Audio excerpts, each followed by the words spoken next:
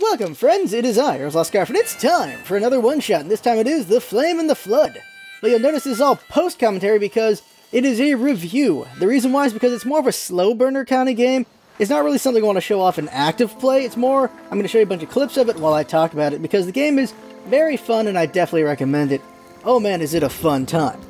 Now, The Flame and the Flood, the way this game works is, you're the survivor. You're this lady trying to survive in the wilderness. She's got a dog with her, and you eventually get to a raft.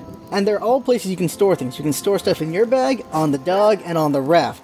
And you're just gathering materials to survive. You're gathering plants like cattails and saplings to make things. You're also gathering flint, and you're gathering also, there's mulberries, there's yucca, there's a bunch of different plants you can also gather to survive for eating, or to just make things. You find sumac, you find grubs, you find other different things. Let's see, what's another thing you find? You find like lumber, and you find nuts and bolts. You just find a bunch of different things, and you can combine them to make a bunch of different things that are, well, they're set what you can make. Like you can make cattails into rope, and you can use that rope to make a blade with flint. So you can make a blade so you can just cut things and start making other kinds of materials in the game. There's also animals. There's rabbits, there's wolves, there's boars, there's snakes, and there's bears. And there's also ravens. And your interactions with them are different depending on what it is. Like rabbits, you're mostly trying to kill them so you can skin them and use them for different things. You can also use rabbits for bait from what I can tell. I spent about 8 hours on this game. I beat the game. It is a very long slog for sure to get through the game. And there's 3 modes for the most part. There is the campaign for beginners, campaign for veterans, and then there's endless mode. And endless mode is cruel, and so is for veterans. Even beginner, it's not easy to beat the game at all. It is a tough run through it, but it's a pretty fun run. It does get sloggy in the middle of it. Like, you go through 10 areas, you go through about 40 plus miles of river to get to the end of the game. And it can take a while, especially if you're island hopping all the way through. It has roguelike elements to it. As you're trying to survive, you're hopping from island to island with your raft. And it's roguelike which these areas are going to be, whether it's going to be a marina, whether it's going to be a lot of wilderness, whether it's going to be a campsite. Whatever you run into will be dependent on the region you're in at the time. And also just roguelike elements to say, okay, this is what's going to be here. You're going to maybe go into a little town or whatever, and you're going to just go in there and just loot wherever you can. There's like liquor stores, medical areas, there's churches. Depending on what kind of area it is what you're likely to find, but it's no guarantee that you're going to find things. Unless you get to a place that has a guaranteed workshop, which is a hardware store, if I remember it correctly right off the top of my head. But the game is all about survival and dealing with the situations you come across at each island, and also in just navigating a river with your raft. Luckily, repair places aren't too far apart, though there are times when you feel like, oh my god, I can't find any repair places at all. Usually in endless mode I feel this.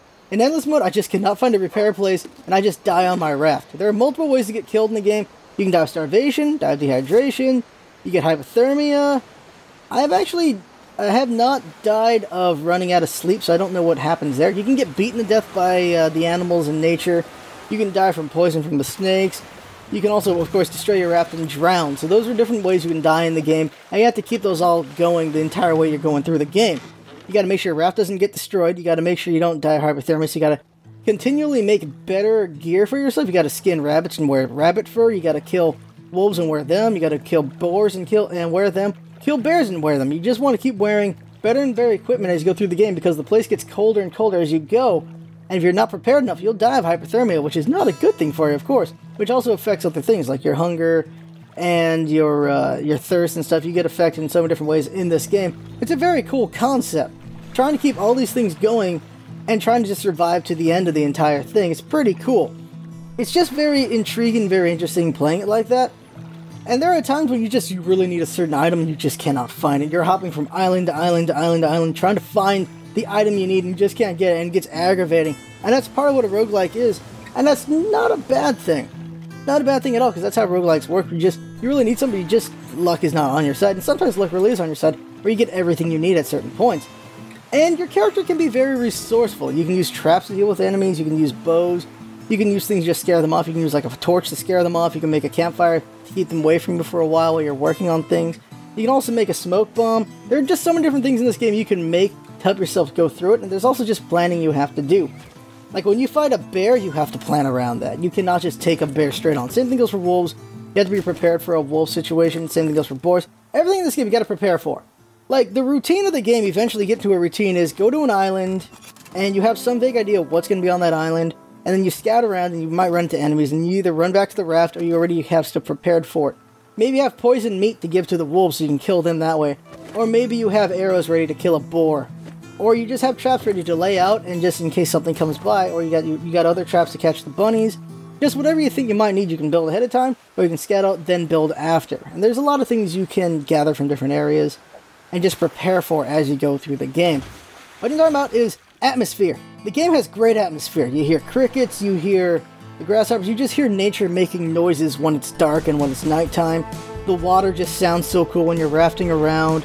They do a very good job in the atmosphere, and the game just looks really great. The look of it, you just feel like the walls are closing in at times when there's enemies around and just dealing with things. And it's just a very fun game and all the different things you can do.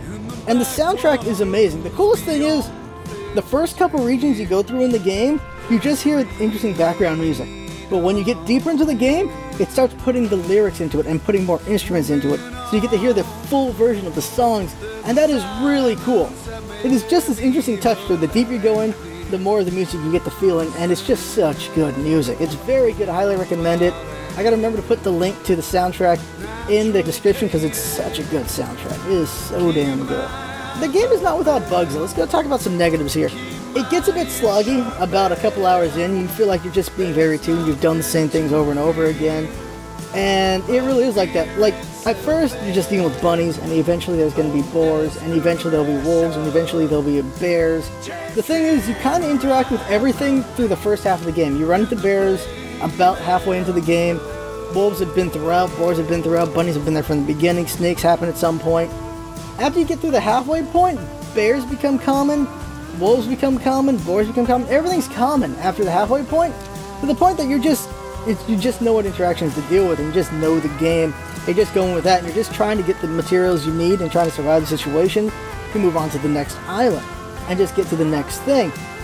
And it can be a bit routine at that point. It did feel pretty routine halfway through the game. We're like, okay, this is here, I'm just going to deal with this and that. And that's just a problem of, I guess, variety and how long the story mode is, well, the campaign is. We got to a point where it was just very routine, and there was no one going to get killed. I was just always prepared, I had what I needed, and I'm just good to go. And so the first half of the game is the better part of it. We're just struggling. You're trying to survive. There's all these situations happening, and you got to just rely on just what little material you have, and sometimes you have to forego things to move on. But later on, you have everything. You're just good to go. Like, you have an abundance of food, abundance of water, abundance of everything you need, and you're just trying to get to the end. That's what it felt like a little bit towards the end there, for sure. And then you get to the end, and for me, some people will not be satisfied with the ending. I was satisfied with the ending because it's about the journey. It's about surviving the wilderness. And the thing about the wilderness is, it does get mundane. The wilderness itself can be mundane to a point where it's just, if you go camping enough, it's the same thing a little bit when you're out in the wilderness. It's just like, oh, it's just trees and nature and all this stuff. Nice to breathe in the air, but it's nothing really interesting. And that's kind of the thing that happens a bit halfway through the game. But that's kind of just what you kind of would expect from it, I suppose. All in all, I really enjoy this game. It's very fun, but it is a slow burn. It's not for everyone, because you're not actively killing things. You're planning, you're trapping, you're putting out bait.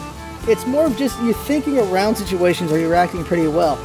Another negative is there are little bugs here and there that they are actively working to get rid of, though, so I'm happy with that, where sometimes you just get stuck in a movement, despite the fact you don't want to be in that movement, because you're interacting with a bag or something like that, or you get hit at the same time. But you can get out of those little buggy moments, and they are working on getting rid of those bugs, so that's good right there.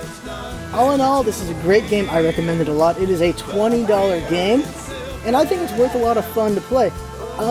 It does get a little, like, if you play Endless Mode and you play the harder version, it can get a bit harder where you're using more supplies. But you can get to a point where if you play smart enough and you get enough luck, you can be it's just really hard to get you killed, which is a great thing. Like, it means you've mastered the wilderness in a way, and you get a sense of accomplishment in that way. You feel very accomplished.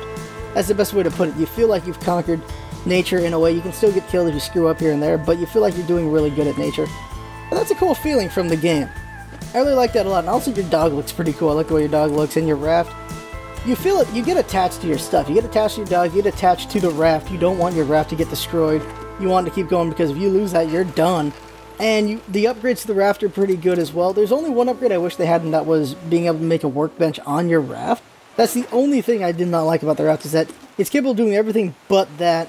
And there's a point in the game where you're never going to find a workbench, and you just get screwed over by that, which is very unfortunate. But yeah, it's a very good game. Actually, second to last area does have some workbenches, so you feel screwed a little bit before you get to that point, but pretty good. There's some interesting characters in the game as well. You don't need a lot of them, though. There's some quilts as well that give story and stuff. I feel like the game has a lot of charm to it, but it could have had more charm. There could have been more characters to run into, a couple more situations, maybe 1 or 2 more enemies to deal with. There are some rare versions of enemies like a ghost wolf and an elder wolf, so there is a little bit more you can interact with. There's also the boar king, but I don't know. Like, I feel like there could have been maybe 1 more enemy or a little bit more situations to deal with to keep the game more interesting once you get near the end of it, because it does get a bit sloggy. It does get a little bit mundane. But at the end of the day, I really enjoyed this game. I liked it a lot. Good job to the team that made it. Thank you very much to the Molasses Flood. They're a bit on the nose with the name of their company, but that's what it is. This is their first game, and I can't wait to see what they make next. It's just so good. They just did a really good job. I'm happy to be a part of playing this game and showing it off. It was great. I enjoyed it a lot. So there you go. That right there is the one-shot review of The Flame and the Flood. I had fun making this video. Hope you had fun watching it, and that's what it's all about, isn't it? Having fun. Thanks for coming by, and see you next time.